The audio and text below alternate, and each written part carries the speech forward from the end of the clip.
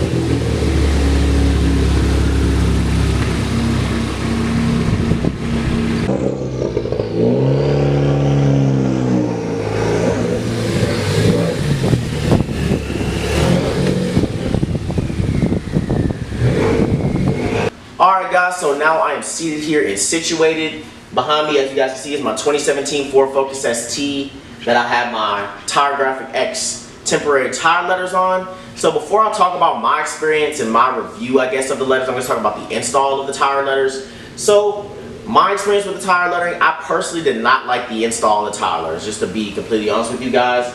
I ended up going online and looking at a generic video of how to put on the temporary tire letters from TireStickers.com. So I thought that since they're basically the same thing, temporary tire letters, I'm not sure if they use maybe a different material or something like that. I believed it was going to be a very, very similar install. So I used their method. They told me to clean off the area that I was going to be putting the tire letters on with brake cleaner or acetone. I chose to use brake cleaner because it was a bit cheaper at AutoZone. So clean off the area and basically use a heat gun, press it on, and just use the heat gun basically to get the tire letter to adhere to the tire. But you have to do all this after you basically peel the plastic backing from the transfer tape with the tire letters on there and you stick it on there. I don't know, I'm sorry I didn't mention that. But yes guys, so don't use that video online if you have TIREGRAFICX temporary tire letters, because I'm not completely sure if they have, you know, different materials and different things that cause that method not to work. So that method didn't work, as you guys can see. So I ended up using the directions that come with the TIREGRAFICX temporary tire letters. The only reason I look for YouTube videos because I wanted to see something visual in order to kind of do the install as best as I possibly could.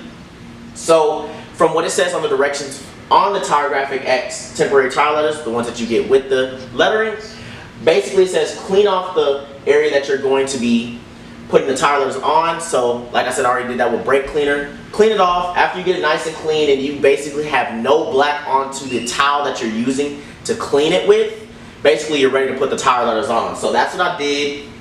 Like I said, you take off the plastic backing from the transfer tape with the tire lettering on it.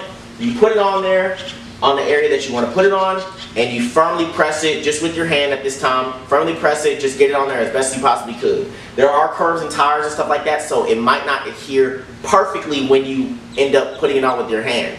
That's what this next part is for, to get it to perfectly adhere.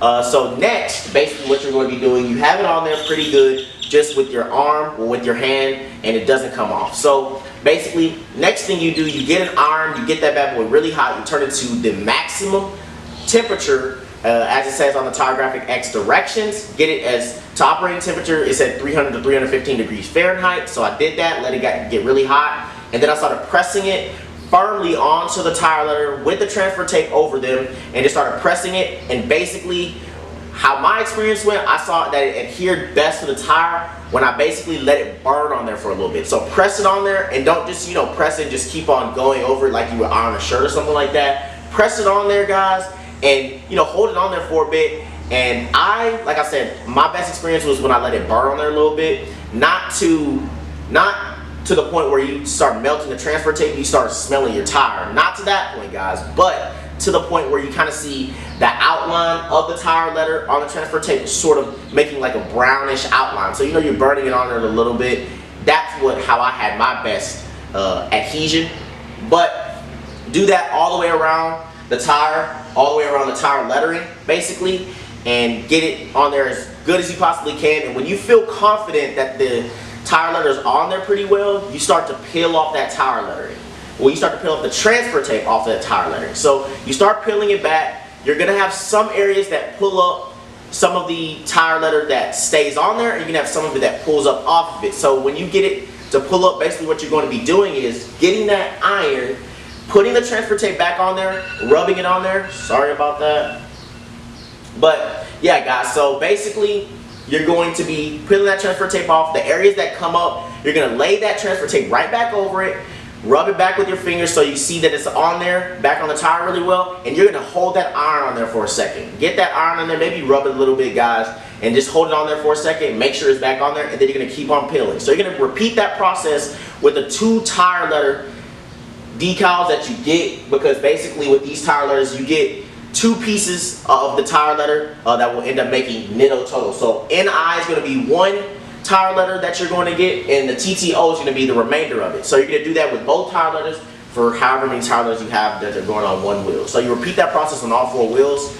Personally, I wasn't a huge fan of using an iron on my tires next to my wheels. These aren't very expensive wheels. They're XXR wheels, but the point is I spend my money on them, so I don't want to damage them. So wasn't a huge fan of using that. That's necessarily my only gripe with the install process. After I got the hang of it, I ended up getting them on within an hour and a half or so. But with testing it with the TIREGRAFICX video that's on YouTube, I ruined one of the tire letters, so that's why I don't have 2 on each wheel. But guys, that is basically my gripes with the install. Like I said, I just wasn't a huge fan of using an iron on my car next to my wheels and all that good stuff. But guys, let's start talking about my personal experience with the TIREGRAFICX temporary tire letters.